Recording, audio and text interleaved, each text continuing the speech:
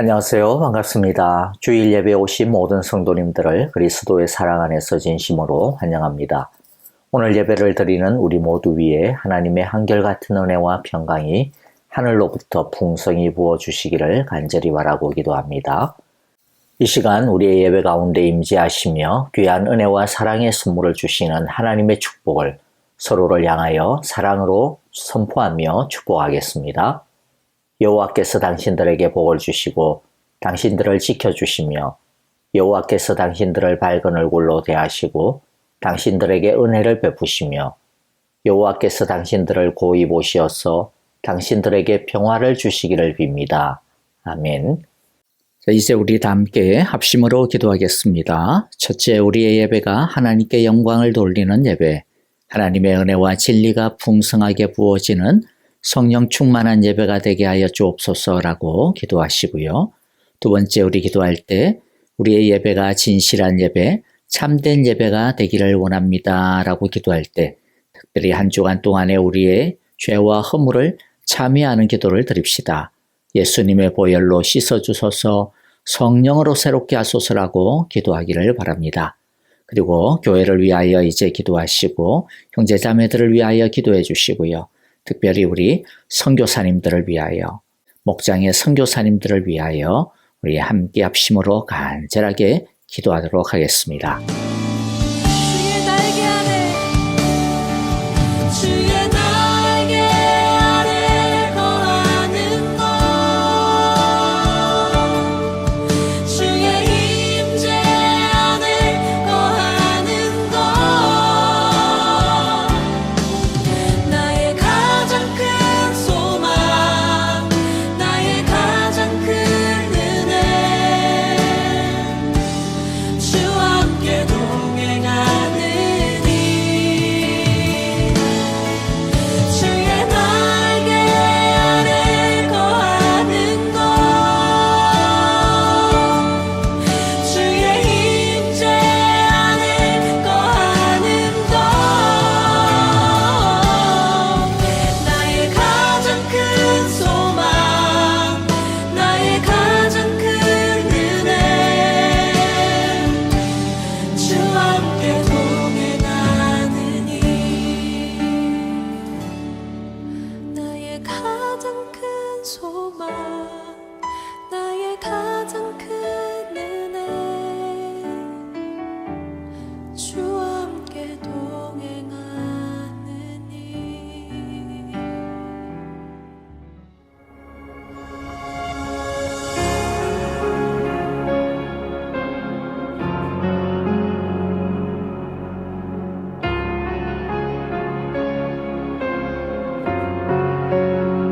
기쁜 절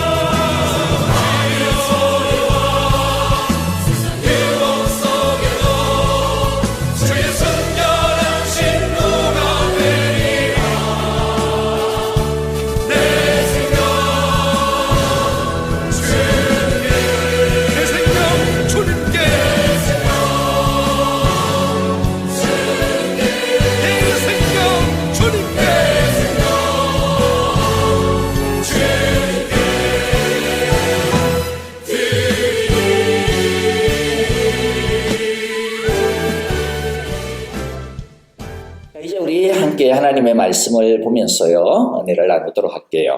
자, 오늘 말씀은 요한일서 3장 18절입니다. 요한일서 3장 18절 말씀입니다. 한 절이니까 우리 같이 한 목소리로 기도하도록 하겠습니다. 요한일서 3장 18절 우리 목소리를 깨어 시작. 자녀되니 여러분, 우리는 말이나 혀로 사랑하지 말고 행동과 진실함으로 사랑합시다. 아멘. 자, 제가 말씀 위해서 잠깐 기도하겠습니다. 하나님 아버지 감사합니다. 오늘도 주님의 말씀 앞에 우리들이 무릎을 꿇습니다. 엎드립니다. 우리의 두 손을 잠으로 높이 듭니다. 오늘도 우리에게 들려주시는 생명의 말씀, 우리 모두가 마음 깊이 잘 새기는 시간이 되기를 원합니다. 여러 가지 이유를 가지고 말씀을 이것 잘라내고 저것 잘라내고 그렇게 하지 아니하고 아멘으로 우리 모두가 진실하게 정직하게 말씀 앞에 서는 시간이 되게 하여 주시옵소서. 이 말씀이 우리를 진리로 사랑으로 믿음으로 소망으로 이끄시고 세워 주시옵소서. 예수님 이름으로 기도합니다. 아멘. 자, 우리 계속해서 성경이 가르쳐주는 사랑의 원리에 대해 좀 알아보고 있습니다. 지난주에는 희생하는 사랑에 대해서 살펴보았죠. 그래서 하나님께서 우리를 사랑하여 주신 사랑은 무엇보다도 내어주시는 사랑이다. 희생하는 사랑이었습니다. 그렇죠? 하나님께서 우리에게 예수님을 내어주셨고 예수님은 우리에게 자신의 생명을 내어주셨습니다. 그래서 우리들도 자신과 형제자매들의 신령한 유익을 위해서 서로 희생하는 것이 마땅하다라는 것이었죠. 그런데 지난주에 좀 설교하고 난 다음에 마음 가운데 좀 약간 좀 부담이 있었습니다. 뭐냐면 제가 이야기할 때 우리가 희생할 때 신령한 유익을 위해서 해야 되기 때문에 혹여라도 어떤 사람 보고 무조건 참아라 이렇게 함부로 말해서는 안 된다 그렇게 이야기했죠. 근데 또 반대도 성립이 되거든요. 왜냐하면 이게 케이스 바이 케이스예요.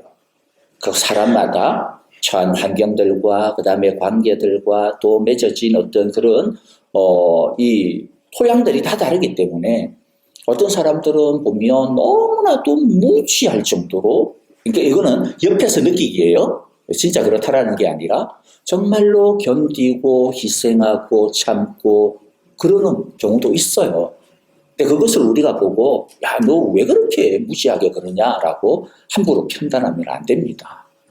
그거는 그분이 하나님 앞에서 판단할 때 이건 하나님께서 나에게 주신 신령한 유익을 위해서 내가 져야 되는 짐이야 라고 생각해서 그런 거거든요. 그러니까 우리가 자신의 어떤 생각을 가지고 너 이렇게 해야 돼 이렇게 우리들이 섣불리 그렇게 판단하는 것은 굉장히 위험하다라고 하는 것들을 제가 말씀을 꼭 드리고 싶었어요. 그래서 오늘 우리들이 이야기할 진실한 사랑에 대한 것도 마찬가지일 겁니다. 자, 오늘 우리가 살펴볼 것은 진실한 사랑입니다. 우리는 진실하게 사랑해야 되죠. 그런데 도대체 진실하다는 게 뭐냐? 라고 하는 것부터 좀 정리가 필요합니다. 왜냐하면 우리들은 많은 말들은요, 이건 이럴 것 같아 라고 생각이 되는데 사실은 깊이 들어가 보면 자기가 무슨 말을 하고 있는지 이게 어떤 의미인지 우리들이 제대로 잘 정리가 되어지지 않아요. 그러한 말들을 할 때도 참 많기 때문에 그렇습니다.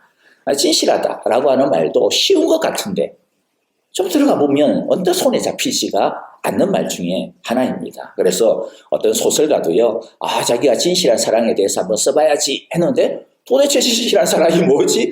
자기가 이게 도대체 감이 안 오더라는 거예요. 그래서 안 되겠다.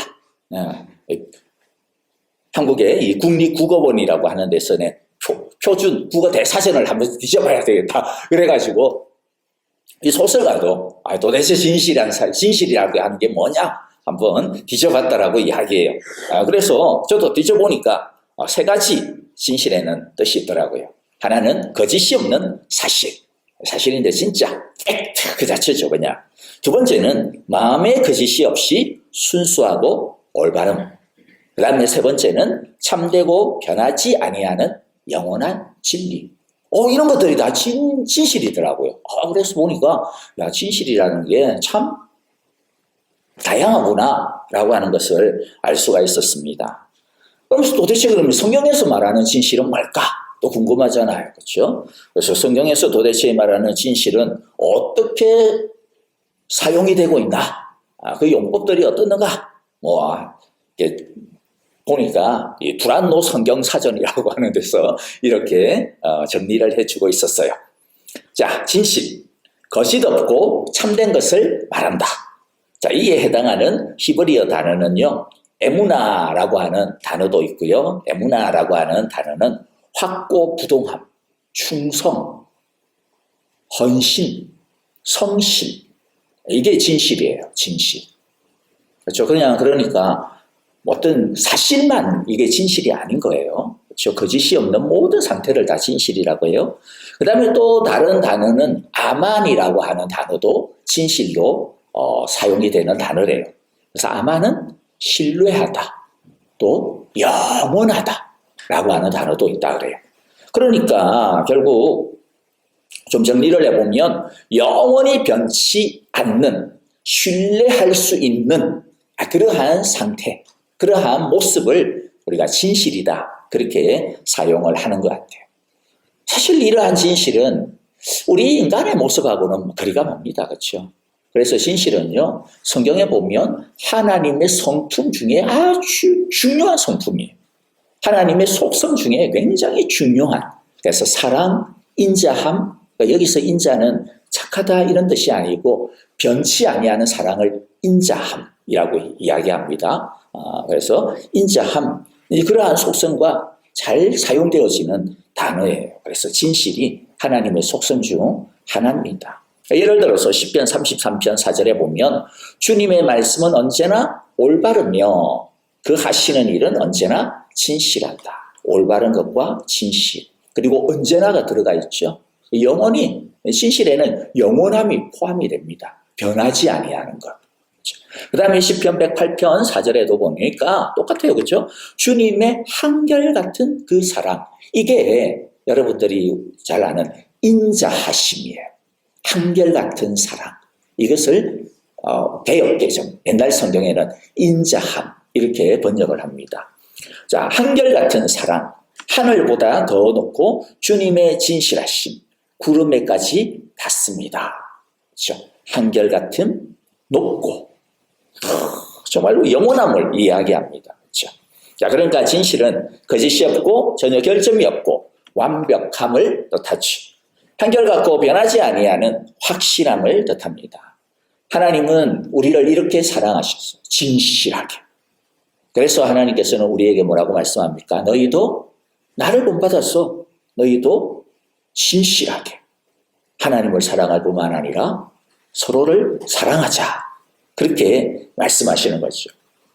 그래서 다윗은 보세요. 51편, 10편 51편 6절에 보니까 마음속에 진실을 기뻐하시는 주님, 제 마음 깊은 곳에 주님의 지혜를 가르쳐 주셨습니다.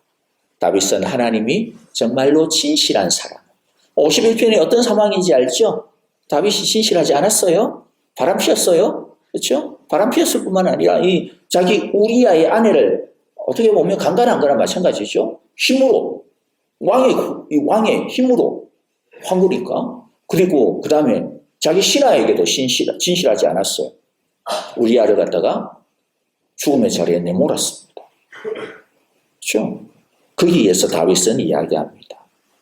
하나님께서 내 마음속에 진실을 기뻐하신다, 원하신다. 내가 진실을 회복해야 되겠다 라고 하는 것이죠. 그런데 우리가 진실을 원하지만은 참 진실을 행하기에는 참 부족합니다.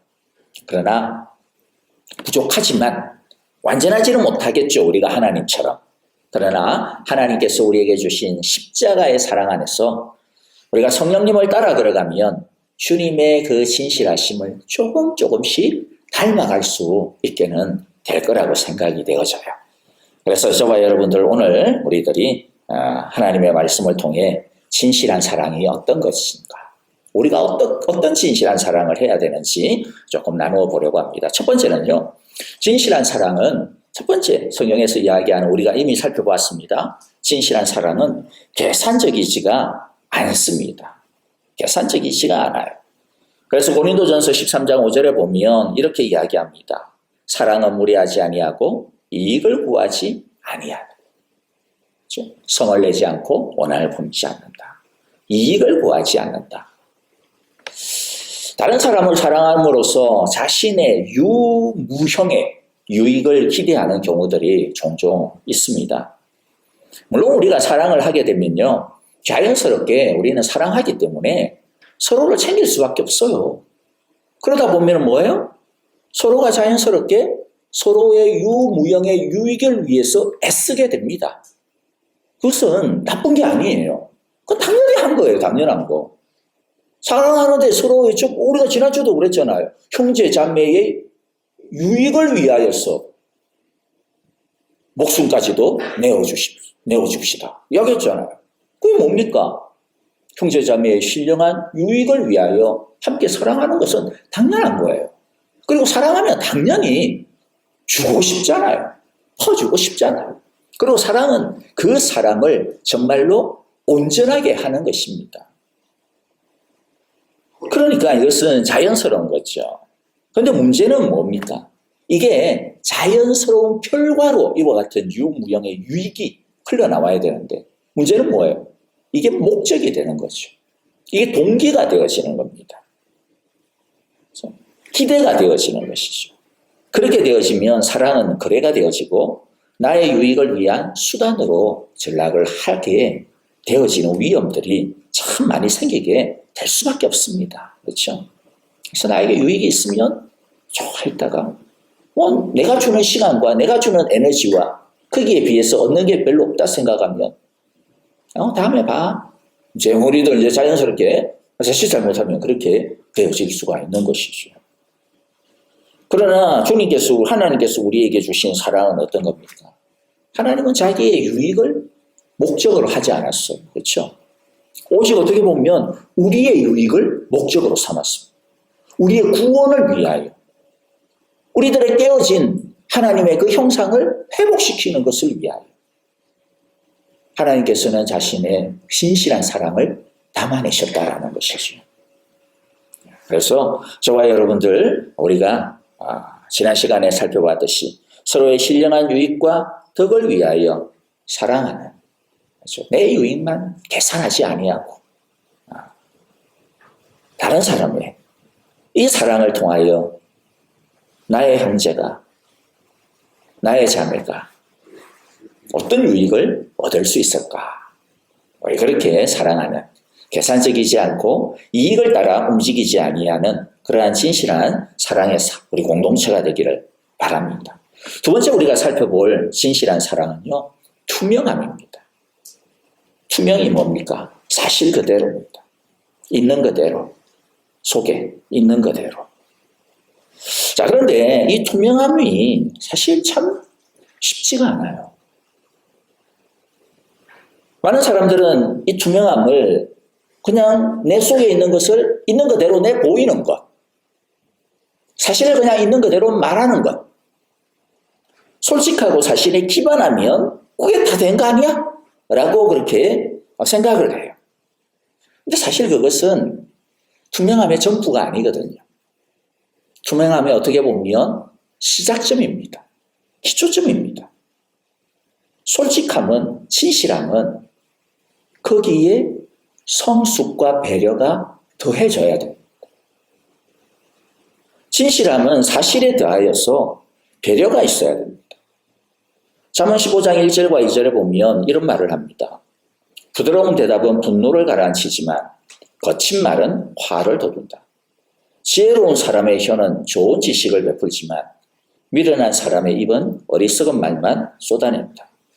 여기서 이야기하는 것은요, 거짓말을 말하는 게 아닙니다. 사실을 이야기해요. 똑같은 사실을 이야기해요.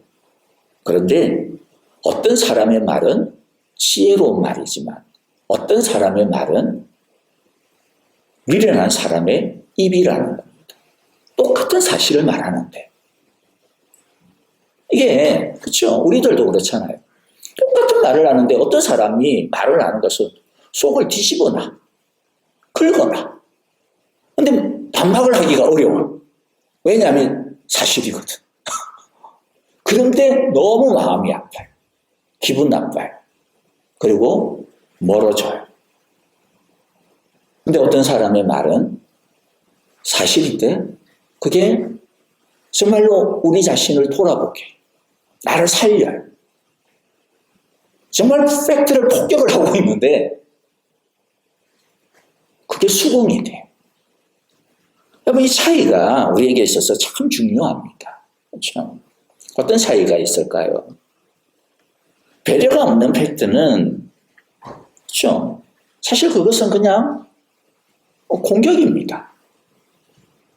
우리의 자존감을 무너뜨리지. 배려가 없는 사실은. 배려가 있는 팩트는 성숙한 진실이 됩니다. 그러므로 우리들이 그냥 야 이건 너 모습이잖아 라고 그냥 있는 그대로만 말한다라고 해서 그게 성경에서 이야기하는 진실이 아니라는 거예요. 성경은 거기에 더하여서 그 사람의 마음도 신경 쓰기를 원합니다. 예수님께서 바리새인들을 향하여서 이 독사의 자식들아 라고 이야기했다고 해서 예수님의 마음 가운데 바리새인들을 향한 미움의 마음입니다. 또는 아니면 너희들 독사처럼 그냥 다 그냥 뭐 죽어라 뭐 이런 마음을 가지고 그렇게 공격한 마음이 아닌 것이죠. 어떻게 보면 충격적인 요법이었죠. 나중에 보면 바리새인의 집에도 들어갑니다. 그들과 함께 올려서 먹기도 합니다. 그렇죠? 우리들이 다른 상대방에 대해서도 마찬가지일 것 같아요. 특별히 우리가 가까운 사이일수록 더 이런 일들이 자주자주 일어나는 것 같아요. 내가 고쳐줘야지. 누가 이런 말을 해주겠어. 이제 이런, 맞죠, 뭐. 누가 말하겠습니까? 근데 거기에 덧붙여서 우리가 조금만 더 잘 아니까 조금만 더 배려를 할 수만 있다면 얼마나 좋을까라는 생각이 듭니다. 또 하나는요, 진실함을 이야기하면서 자기의 어떤 마음에 있는 것을 그대로 나는 솔직하게 말할 거야 라고 이야기하는데 사실 그 솔직함이 자신의 감정에 쓰레기를 갖다가 그냥 집어 던지는 경우들이 있더라는 거죠. 많더라는 거. 내가 기분 나쁘기 때문에, 내가 지금 속상하기 때문에 그것을 아무런 여과 없이, 아무런 필터링 없이 그냥 막 집어 던져요. 그러면서 말하는 게 뭡니까? 나 지금 솔직한 내 감정을 말하는 거야. 말은 맞죠. 솔직한 거죠. 그런데 여러분들 자신의 감정을 그렇게 쓰레기 던지듯이 표현하는 것이 과연 솔직한 건가? 한번 돌아볼 필요가 있는 것이죠. 어떤 사람은 그렇게 이야기합니다. 이게 내 모습이야. 나 이렇게 하는 게 그냥 나의 나다움이야. 이야기를 해요. 그런데 여러분들 과연 그럴까요? 과연 그냥 그렇게 막 이야기하는 게 정말로 우리들이 그렇게밖에 할 수 없는 우리들의 진짜 모습, 유일한 모습일까? 어떤 분이 그런 이야기를 했어요. 자기 회사에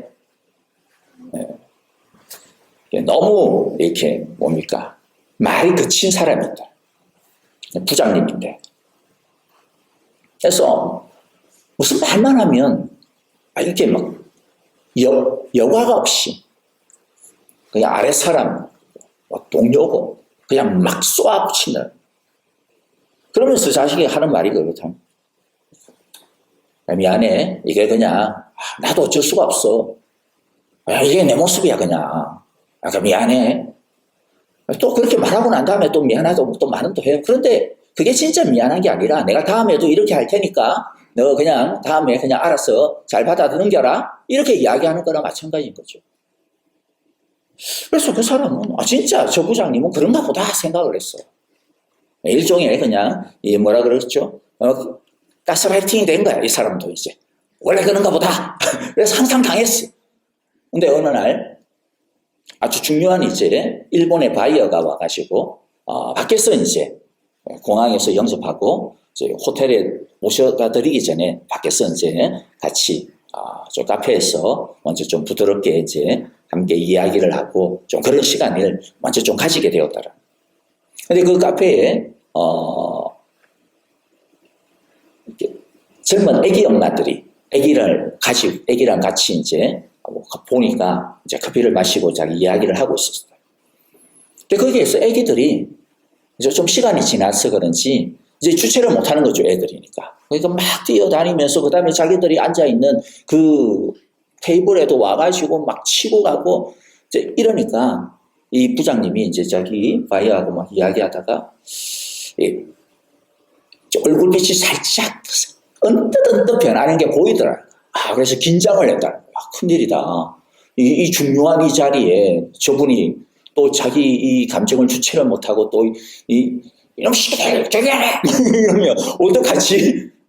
그런데 살짝 얼굴이 변했지만은 그쪽으로 전혀 눈길 한 번 주지 않더라.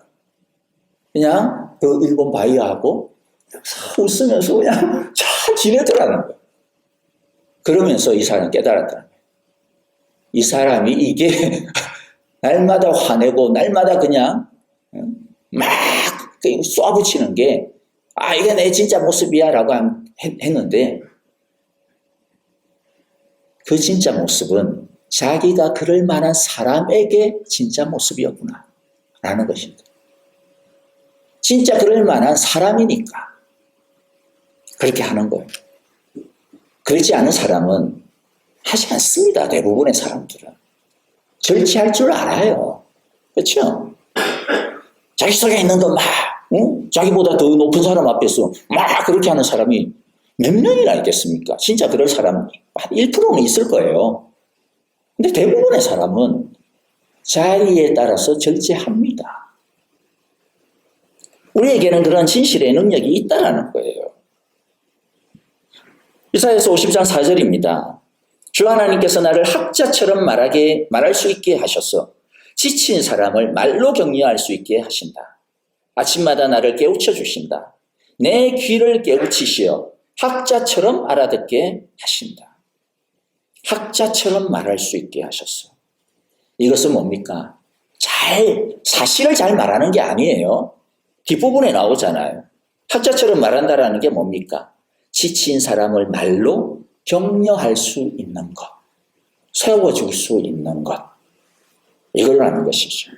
그래서 저와 여러분들 진실로 투명하게 말하고 사실을 이야기하고 나를 갖다 있는 그대로 잘 표현할 뿐만 아니라 우리들이 상대방을 배려하고 존중함으로써 지친 사람을 격려할 수 있는 저와 여러분들의 진실한 입술들이 되어지기를 간절히 바랍니다. 세 번째는요. 세 번째 성경에서 이야기하는 진실한 사랑은 뭐냐면 정직하게 마주할 수 있는 용기입니다.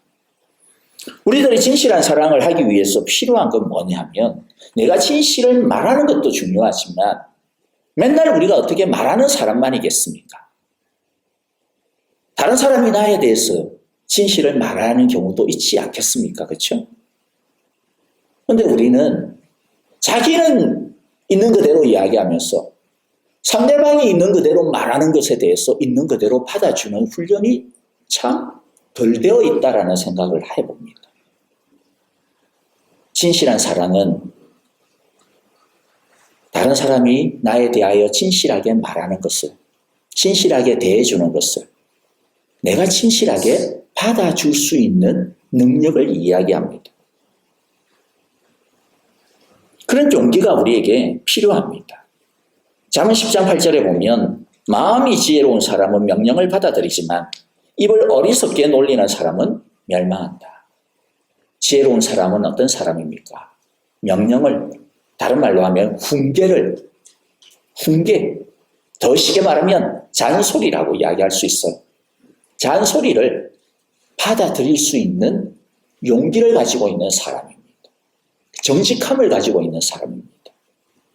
그 말에 나 그게 아니고 이게 아니라 그게 내 모습입니다. 나의 연약함입니다. 나의 부족함입니다. 맞습니다.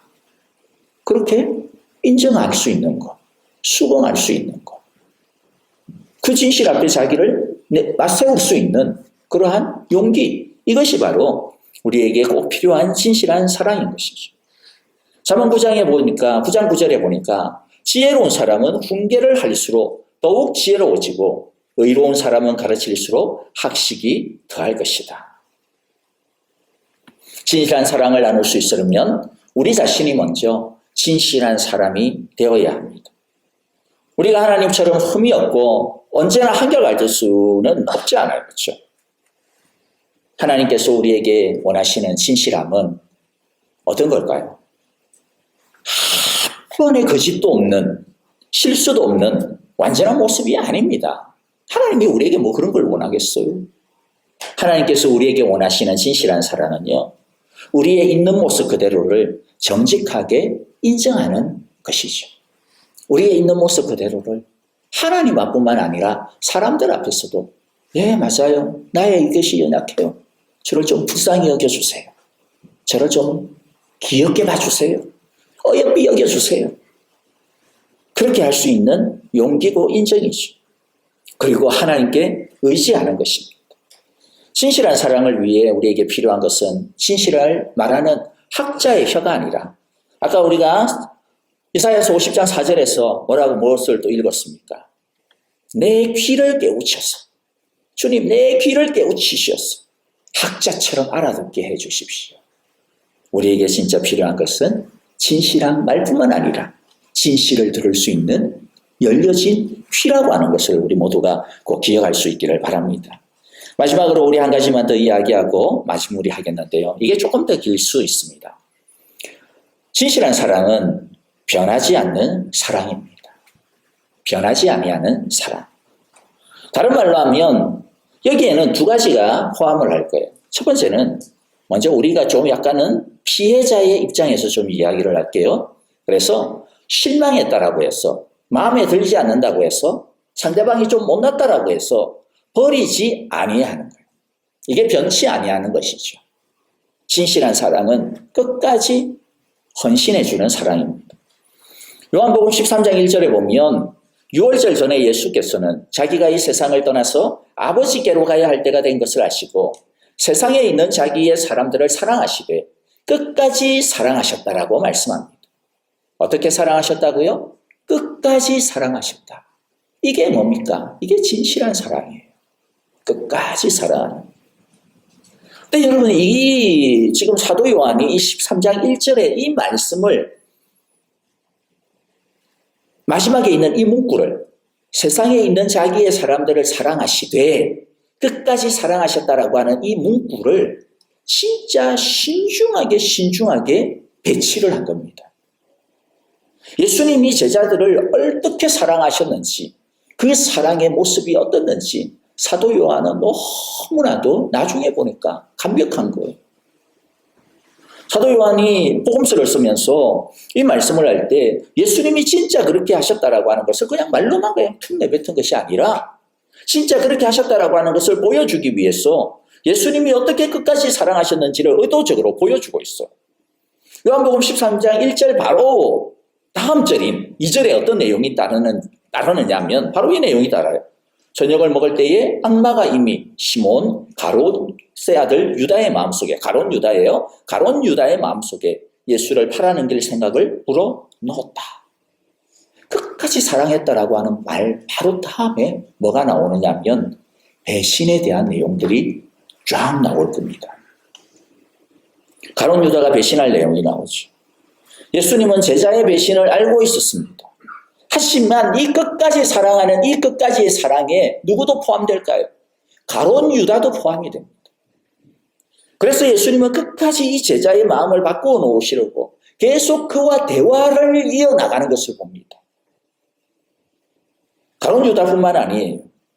요한복음 13장 38절에 보면 예수께서 대답하셨다. 내가 나를 위하여 내 목숨이라도 바치겠다는 말이냐? 베드로에게 하는 말이에요. 자기는 어떤 이 배신 때리는 그 인간하고 난 달라요. 막 이러면서 자신감 있게 말하니까 예수님이 이야기하죠. 내가 그러나 진정으로 너에게 말한다. 닭이 울기 전에 너는 3번 나를 모를 것이라고 할 거다. 주님이 어디를 가시든지 따라가겠다라고 큰 소리치는 베드로. 그러나 주님께서는 이 베드로가 자신을 부인하고 저주까지 할 줄 이미 아셨어요. 모든 제자들이 다 자기를 버리고 무서워하고 다 도망칠 것 이미 아셨습니다. 하지만 제자들의 배신에도 불구하고 이 제자들을 예수님은 끝까지 사랑하시기로 작정하신 겁니다. 요한복음에는 나오지 않지만은요, 이 유월절 만찬을 하는 이 자리에서 어떤 일이 벌어지느냐? 누가복음 22장 24절에 보니까 제자들 가운데서 누구를 가장 큰 사람으로 칠 거냐 이것을 가지고 시들까지 이제는 치고받고 싸웁니다. 근데 여러분들 이 말다툼이 언제 일어나는지 아세요? 도무지 상식적으로 이해가 안 됩니다. 누가복음 22장 21절부터 23절 바로 앞부분이에요. 그 부분에 보면 바로 이 내용이 나옵니다. 만찬 가운데서 예수님이 이렇게 이야기해요. 그러나 보아라, 나를 넘겨줄 사람의 손이 나와 함께 상 위에 있다. 인자는 하나님께서 정하신 대로 가지만 인자를 넘겨주는 그 사람에게는 화가 있다. 그런 다음에 뭐예요? 지들끼리 누구지? 막 이렇게 수군거렸어. 그러고 난 다음에 왜 갑자기 말이 바뀌어가지고 누가 더 크냐라고 바뀌었는지 도무지 이해가 안 돼. 여러분 이해가 되십니까? 예수님 팔아먹는 계자가 누구야? 라고 막 이렇게 수군거리다가 왜 갑자기 주제가 그렇게 바뀌는데요? 도무지 나올 수 없는 상황에서 누가 크냐라고 하는 말이 튀어나와요. 그 말은 무슨 말이겠습니까? 제자들의 마음 가운데는 떡고물로 가득 차 있는 거예요. 한 자리 해야지. 이걸로 가득 차 있는 겁니다. 그러니까 이런 기가 막힌 상황 가운데 그 말이 툭 튀어나오는 거죠.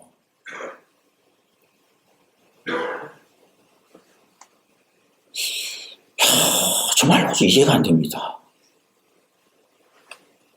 제자들 중에 어느 누구도 예수님의 아픔과 고통에 정말로 마음을 담아 동참하고 있는 사람이 아무도 없어요. 그들이 두려워하는 이유는 뭘까요?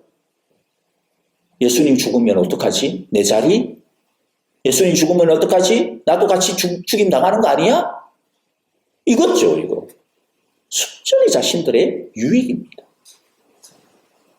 다 자기 밖으로 챙기기에 급급한 모습이죠. 여러분, 우리가 예수님이라면 이런 제자들 보고 어떻게 했어요? 사랑할 만한 자격이 있습니까? 끝까지 사랑해 줄 자격이 있습니까? 자기를 배신하기 위해서 호시탐탐 기회를 노리고 있는 놈, 큰 소리 치지만 자기를 저주까지 할 놈, 남이야 죽든 말든 어떻게 되든 자기 한 자리 차지해 보겠다고 결국에는 이용할 기회만을 노리고 있는 놈들, 이게 제자들의 모습이잖아요. 요새 말로 이야기하면 당장에 손절해야죠. 손 끊어야죠. 그렇게 하더라도 오히려 잘했다라고 이야기할 거예요. 왜 이제서 했냐 그렇게 이야기할 거예요. 나는 진지게 봤는데. 그런데도 이런 상황에서 예수님은 제자들에게 뭐라고 이야기하느냐면, 내가 너희를 끝까지 사랑한 것처럼 너희도 서로 사랑하라고 새 계명을 주세요.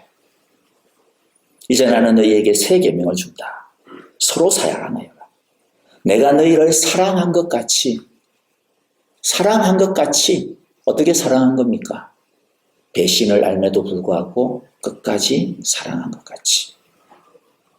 나를 팔아넘길 줄 알매도 불구하고, 나를 이용해 먹는 놈들인 줄을 뻔히 알매도 불구하고 끝까지 사랑한 것 같이 너희도 그렇게 사랑하는 것이 마땅하다.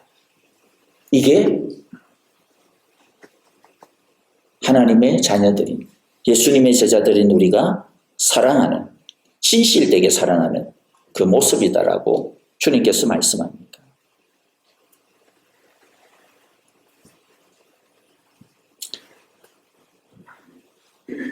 한 가지 더 좀 이야기할게요. 그런데 아까 이야기했죠. 이것은 어떻게 보면 좀 피해자의 입장에서 끝까지 사랑하는 모습입니다. 내가 좀 그런 억울한 일을 당해도 내가 끝까지 견뎌주고 품어주고 기다려주고 이게 진실한 사랑이에요. 그런데 여러분들 더 중요한 게 있어요. 맨날 우리는 피해자처럼 생각하는데 나도 그럴 수 있는 인간이잖아요. 나도 가룟 유다가 될 수 있어. 나도 베드로잖아요. 나도 제자들이잖아요. 그러니까 배신당해도 사랑하는 끝까지 사랑하는 진실한 사랑이 아니라 진짜 중요한 것은 뭘까요? 이제 중요한 것은 내가 그런 사랑을 하지 않는 겁니다. 배신하지 않는 겁니다. 배신하지 않는 것. 그렇죠? 이게 중요합니다. 끝까지 사랑해야 된다는 것의 진짜 중요한 핵심은요. 내가 배신하지 않는 거예요. 내가 끝까지 사랑하는 겁니다. 내가 끝까지 충성하고 헌신하는 겁니다. 우리가 가룟 유다가 되지 않아야 되고 베드로처럼 되지 않아야 하고 제자들처럼 실망시키지 않는 진실한 마음을 우리가 서로 하나님에 대해서가 아니라 서로에 대해서 우리들이 갖는 것이 진짜 중요한 핵심이라는 거죠. 제가 이것에 대해서는 길게 덧붙이지 않을 거예요. 중요하지 않아서가 아니라 그냥 핵심만 이야기하면 훨씬 더 좋을 것 같아가지고. 끝까지 진실하게 사랑하는 핵심은 내가 진실하게 끝까지 사랑하는 것임을 우리 기억합시다. 예수님께서 끝까지 사랑하셨듯이 나는 배신하지 않겠다라는 것이죠. 네가 실망시켰으니까 나도 똑같이 할 거야. 이런 식의 반응은 어떻게 보면 그냥 오히려 자신의 상처만 더할 뿐입니다. 여러분들 사실 참 이 끝까지 사랑하는 이 사랑을 이야기할 때 참 좀 조심스럽기는 해요. 우리가 희생하는 사랑을 이야기할 때도 이게 케이스 바이 케이스거든요. 어떤 사람에게는 요만큼이고 어떤 사람은 이만큼일 수 있어요. 그 색깔들이 다 다양할 수가 있거든요. 그러니까 여러분들께서 오늘 말씀을 듣고 그냥 내가 어느 정도까지 주님께서 나에게 원하시는지 그것은 본인들이 말씀 앞에서 적용을 해야 됩니다. 오늘은 우리들이 원리만을 좀 이야기할 수 있기를 바라요. 배신을 당해도 사랑해야 된다라고 하는 단순한 논리로만 여러분들 너무 받아들이지 않기를 바랍니다. 배신을 당해도 실망을 해도 사랑해야 되지만 사실은 그때 사랑하는 것은요. 건강할 때 사랑하는 모습과는 다릅니다. 다를 수밖에 없습니다. 그것을 이해하셔야 돼요. 그리고 그 사랑, 달라진 그 사랑도 사랑이에요.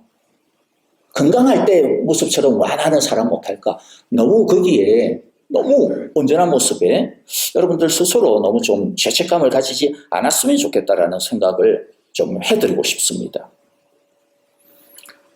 배신을 당해도 끝까지 사랑하는 것이란 어떻게 보면요. 똑같이 보복하지 않고 대갚아주지 않는 것일 겁니다. 미워하지 않으려고 하는 사랑일 거예요. 제가 생각할 때 끝까지 사랑하는 가장 베이직이 뭐냐면 비록 실망하고 또 참 상처를 많이 당했다라고 느끼지만은 하지만 그럼에도 불구하고 나도 똑같이 너한테 해줄게. 너도 똑같이 당해봐라. 이런 식으로 대갚아주지 않으려고 하는 마음 이것이 우리에게 아주 중요한 진실한 사랑의 시작점이라고 생각을 합니다. 이게 복수하지 않으려고 하는 마음이거든요. 끝까지 사랑하는 진실한 사랑은요. 적어도 똑같이 나도 너한테 그렇게 해야지 라고 하는 안갚음의 마음 이것 하지 않으려고 하는 사랑에서 출발합니다. 여러분 그렇기 때문에 우리에게 좀 이러한 마음들이 꼭 있기를 바라요. 분한 마음, 안갚음하고자 하는 마음을 가지고 있어봐야 불타는 것은 상대방 아닙니다. 불타는 것은 납니다. 내가 불타요. 내가 상해요. 내가 결국에는 망합니다. 손해보는 것은 분노하고 거기에 어쩔 줄 몰라 하는 우리 자신입니다. 그래서 하나님은요, 우리가 분을 내더라도 하루를 넘기는 것은 어리석은 거다. 그렇게 말씀하잖아요. 에베소서 4장 26절 27절에 화를 내더라도 화를 낼 수 있다라고 이야기해요. 그런데 죄를 짓는 데까지는 가지 마라.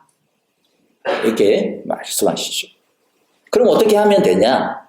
해가 지도록 노여움을 품고 있지 마라. 오래 두면 악마가 너희의 마음을 틈을 타서 너희의 마음을 불타 없애버리고 해라. 예수님 그래서 보세요. 예수님은 어떻게 하셨습니까? 베드로전서 2장 23절에 보니까 그는 예수님이죠. 모욕을 당하셨으나 모욕으로 갚지 않으시고 고난을 당하셨으나 위협하지 않으시고 정의롭게 심판하시는 이에게 다 맡기셨습니다. 정의롭게 심판하시는 이에게 다 맡기셨다. 진실하신 하나님께 아뢰어야 합니다. 그래서 시편 62편 8절에 보니까 하나님만이 우리의 피난처이시니 백성아 언제든지 그만을 의지하고 그에게 너희의 속마음을 털어놓아라. 한결같은 사랑도 주님의 것. 12절입니다. 것이라는 사실을 주님께서는 각 사람에게 그가 행한 대로 갚아주십니다. 우리가 끝까지 진실한 사랑을 지키고 우리의 감정에 흔들리지 아니하고 좌우되지 아니하고 의존하지 아니하고 우리의 실망감과 배신감과 상처 이것마저도 하나님께 아뢰을 때에 하나님의 진실한 사랑을 의지하고 붙드는 자를 하나님은 당신의 한결같은 사랑으로 품어주시고 보호해 주신다라고 약속하고 있는 겁니다. 길지만은 하나님의 한결같은 진실한 사랑의 약속을 여러분들에게 말씀드리면서 오늘 말씀 마무리합니다. 시편 91편 1절부터 15절까지 길어요. 하나 읽어드릴게요. 제가 딴 말 하지 않습니다. 가장 높으신 분의 보호를 받으면서 사는 너는 전능하신 분의 그늘 아래 머무를 것이다. 나는 주님은 나의 피난처, 나의 요새, 내가 의지할 하나님이라고 말하겠다. 정녕 주님은 너를 사냥꾼의 덫에서 빼내주시고 죽을 병에서 너를 건져주실 것이다. 주님이 그의 깃으로 너를 덮어주시고 너도 그의 날개 아래로 피할 것이니 주님의 진실하심이 너를 지켜주는 방패와 갑옷이 될 것이다. 그러므로 너는 밤에 찾아드는 공포를 두려워하지 않고 낮에 날아드는 화살을 무서워하지 않을 것이다. 흑암을 틈타서 퍼지는 연병과 백주에 덮치는 재앙도 두려워하지 말아라. 내 왼쪽에서 1000명이 넘어지고 내 오른쪽에서 10,000명이 쓰러져도 내게는 재앙이 가까이 오지 못할 것이다. 오직 너는 너의 눈으로 자세히 볼 것이니 악인들이 보응을 받는 것을 보게 될 것이다. 내가 주님을 내 피난처로 삼았으니 가장 높으신 분을 너의 거처로 삼았으니 내게는 어떤 불행도 찾아오지 않을 것이다. 내 장막에는 어떤 재앙도 가까이 하지 못할 것이다. 그가 천사들에게 명하셔서 내가 가는 길마다 너를 지키게 하실 것이니 너의 발이 돌무리에 부딪히지 않게 천사들이 그들의 손으로 너를 붙들어 주실 것이다. 내가 사자와 독사를 짓밟고 다니며 사자 새끼와 살포사를 지키고 다닐 것이다. 하나님께서 말씀하신다. 그가 나를 간절히 사랑하니 내가 그를 건져주겠다. 그가 나의 이름을 알고 있으니 내가 그를 높여주겠다. 여러분, 우리 모두 끝까지 진실한 사랑을 지킴으로 하나님의 변함없는 우리가 진실한 사랑을 서로를 향하여 지킬 때 하나님도 우리를 진실한 사랑으로 지키시고 보호해 주시겠다라고 하는 약속인 겁니다. 이 하나님의 변함없는 진실한 사랑의 보호와 풍성을 우리 모두가 누리게 되어지는 귀하고 복된 진실된 사랑의 성도님들 다 되시기를 주님의 이름으로 축복합니다. 우리 함께 시간 기도하고요. 우리 찬양 드리도록 하겠습니다. 하나님 아버지, 우리에게 진실한 사랑으로 우리를 사랑하여 주신 그 사랑을 감사합니다.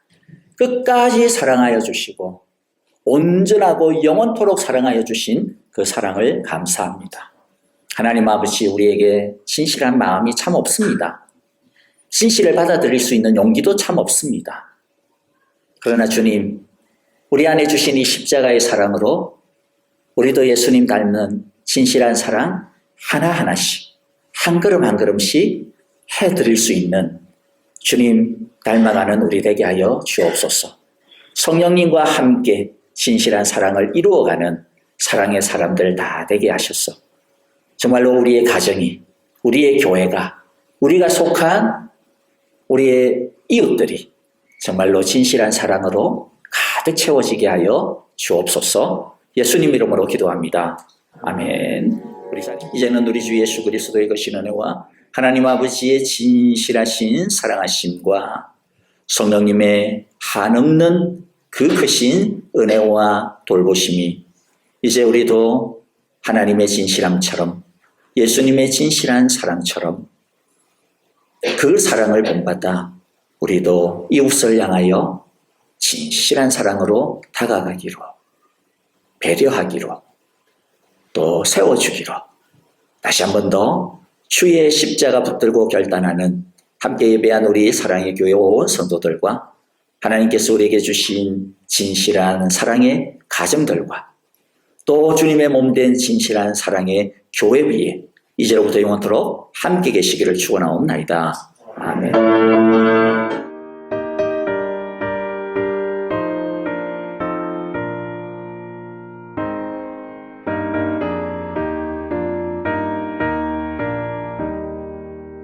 내 맘과 정성을 다하여서 주 너의 하나님을 사랑하라. 내 몸을 아끼고 살아